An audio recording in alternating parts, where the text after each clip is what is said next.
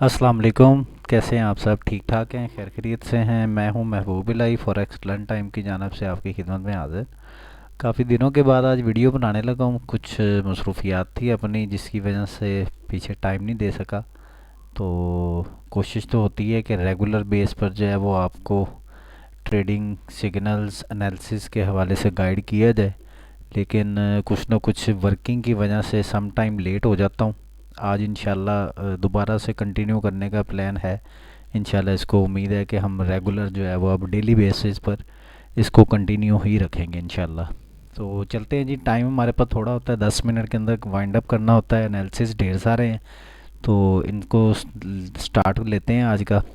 Euro USD जो है, इसकी लास्ट वीक की जो मोमेंट है हमारे सामने, इस मोमेंट के पेश नज़र अगर तो यूरो यूएसडी अभी इस लेवल, जिस रेजिस्टेंस पे इस वक्त ये खड़ा है, अगर इस रेजिस्टेंस को ये ब्रेक करे, देन दोबारा ये यहाँ पर टेस्ट करने आए, तो फिर आप इसमें यहाँ से इसकी एक बाइंग पकड़ सकते हैं। किसी भी एरिया से यहाँ से इसमें एक हमें बाइंग मिल सकती है, बशर्ते कि अगर ये हाई जो है ये ऊपर ब्रेक करे इस रेजिस्टेंस को और ऊपर ही एक कैंडल H1 की क्लोज करे, देन टेस्ट करने मार्केट दोबारा आए, तो यहाँ से हम इसको बाय पकड़ेंगे। इसके हाई जो इसकी रेजिस्टेंस है लास्ट वीक की, इस रेजिस्टेंस तक के लिए इसको हम होल्ड कर सकते हैं। अगर ये इस वक्त जिस जगह पर है, यहाँ पर भी इसमें एक एंट्री सेल की इस वक्त बनी हुई है, क्योंकि इस एरिया में इसके लिए जो सेल की एंट्री है, मैं उसको H4 में मूविंग एवरेज के टेस्ट की वजह से देख रहा हूँ। ये H4 में अगर आप मूविंग एवरेज का टेस्ट देखें, तो इस टेस्ट से इसकी यूरो यूएसडी पर एक सेलिंग एंट्री है, लेकिन ये बहुत छोटे से एसएल के साथ है। अगर ये यहाँ से निकलता है तो डाउन ये सपोर्ट तक आएगा। इस सपोर्ट से ये दोबारा उठ के तो दोबारा इस हाई तक जाए, तो फिर इसमें जो है वो एक बाइंग निकलेगी। लेकिन ये फिल वक्त इसके अंदर जो है वो एक सेलिंग अपॉर्चुनिटी बनी हुई है कि यहाँ से मार्केट जो है वो ये H4 के टेस्ट से इसको कंप्लीट करने के लिए मार्केट डाउन जो है वो सेल साइड पर जा सकती है। और ये इस वक्त जिस लेवल पर खड़ी है मार्केट, इस लेवल पर इसकी तकरीबन 45 पिप की यहाँ पर एक एंट्री मौजूद है, जिस एंट्री से आप फ़ायदा ले सकते हैं। लेकिन अगर यहाँ पर हमारा एसएल हिट हो जाता है, अभी 1 मिनट बाद कैंडल क्लोज होने वाली है, अगर अभी 1 मिनट बाद जो कैंडल क्लोज होगी, अगर ये एसएल हिट कर दे ऊपर, यानी कि इसके टॉप पर इसका एसएल रखें 10 पिप का, ठीक है।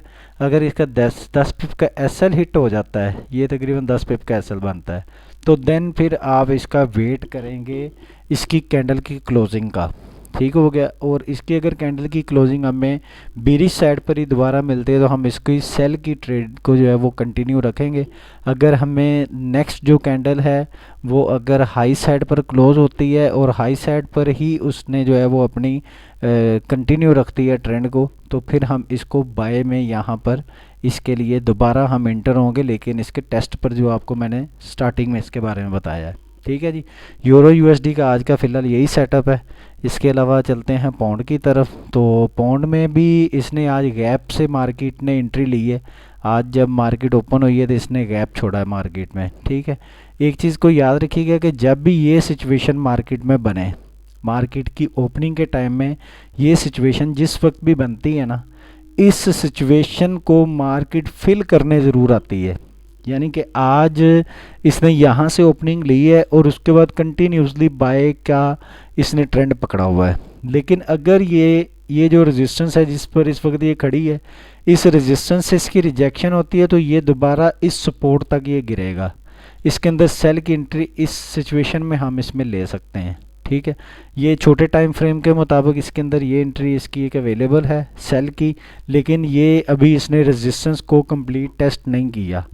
और अगर ये इस सपोर्ट पर मार्केट आज की डेट में ही डाउन साइड पर आ जाती है, या कल आ जाए, या जिस टाइम भी आए, अगर यहाँ पर सपोर्ट ले, तो इस सपोर्ट से दोबारा हम इसको यहाँ तक के लिए इसकी बाइंग हम देखेंगे। और अगर इस रेजिस्टेंस को, ये जो रेजिस्टेंस, अब अगर ये मार्केट रेजिस्टेंस ब्रेक करती है, अगर मार्केट रेजिस्टेंस ब्रेक करती है, इसमें 3 ट्रेड सेटअप आपको मैं दूंगा।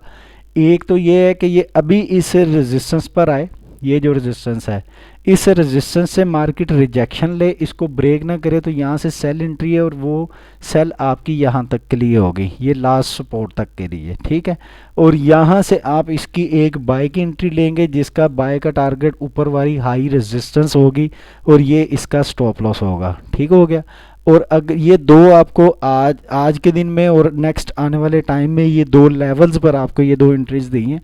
अगर मार्केट ये दोनों काम अभी नहीं करती, मार्केट जिस तरीके से अभी इस वक्त एक एरिया को मार्केट जो वो पकड़े हुए काफ़ी टाइम से, अगर इसकी ये वाली ऊपर की साइड पर कैंडल ब्रेक हो जाती है, कैंडल ब्रेक होने के बाद मार्केट दोबारा टेस्ट करने आती है, तो यहाँ से फिर हम इसको बाय में एक बार दोबारा हम बैठ सकते हैं और ये इसका एक बाय का सेटअप यहाँ पर हमें इस रेजिस्टेंस पर मिलेगा। जब ये हमें बाय का सेटअप मिले तो यहाँ से हम देन इसमें सेल में एंटर हो सकते हैं नीचे वाली सपोर्ट तक के लिए। ये इसके अंदर 3 ट्रेड सेटअप हैं, इनको आज कल परसों जिस टाइम में भी ये लेवल्स मार्केट में आपको नज़र आए, आप इन लेवल्स से मार्केट के अंदर सेल और बाय की एंट्रीज जो है वो उसको ले सकते हैं और इंशाल्लाह ये वाली एंट्रीज जो है वो हमें एक अच्छा मार्जिन प्रॉफिट दे के जाएंगे, ठीक हो गया जी। यूरो और पाउंड और यूएसडी सीएचएफ जो है वो स्विस डॉलर इस वक्त अपनी रेजिस्टेंस से आज इसने रिजेक्शन ली है। इस रेजिस्टेंस की रिजेक्शन से ये अपना इसने एक चैनल भी क्रिएट किया हुआ है।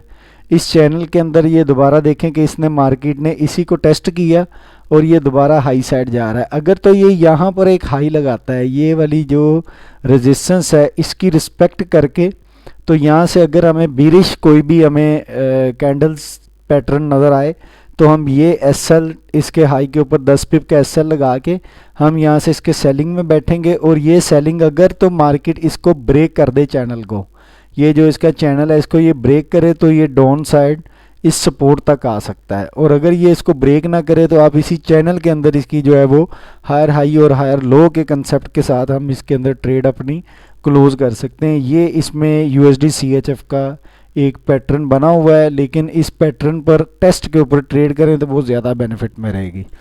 यूएसडी जेपीवाई जिस तरह से कंटिन्यूसली बाय के मोमेंटम के अंदर चल रहा है और अपने मोमेंटम से मार्केट जो है वो बाय नहीं निकल रही, अगर तो इसने ये हाई ब्रेक की तो देन फिर अप निकलेगा।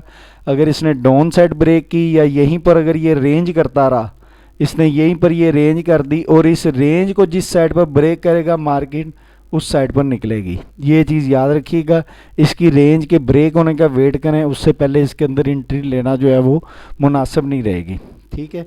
और इसके बाद गोल्ड की तरफ चलते हैं। तो गोल्ड जिस तरह से अपनी एक मंथली और वीकली सपोर्ट उसको टेस्ट किया है मार्केट ने, मंथली सपोर्ट तो अभी टेस्ट नहीं कर सका लेकिन वीकली सपोर्ट को मार्केट ने टेस्ट किया है और इस सपोर्ट से मार्केट जो है वो अगेन अपना एक बुलिश का मोमेंटम इसने मार्केट में लिया हुआ है।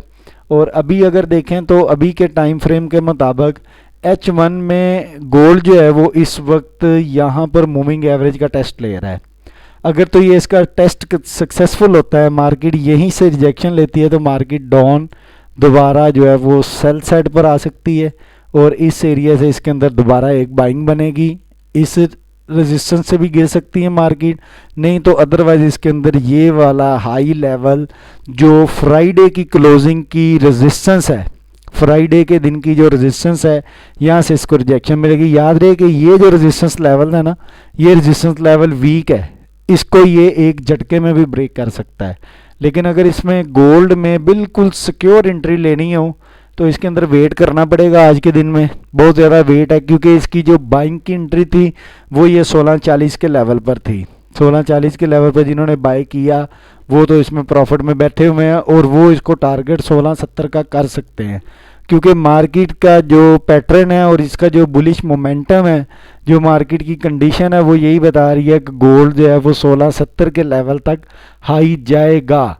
ये 1670 का इसका लेवल है। इस लेवल से इसकी रिजेक्शन अगर इसको ले जाए दोबारा डाउन तो ले जाए, अदरवाइज अगर इसने इस रेजिस्टेंस लेवल को भी ब्रेक किया तो देन गोल्ड फिर दोबारा 1680-85 के लेवल तक हाई भी इसमें जा सकता है। ये इसके अंदर दो इसके पॉइंट हैं।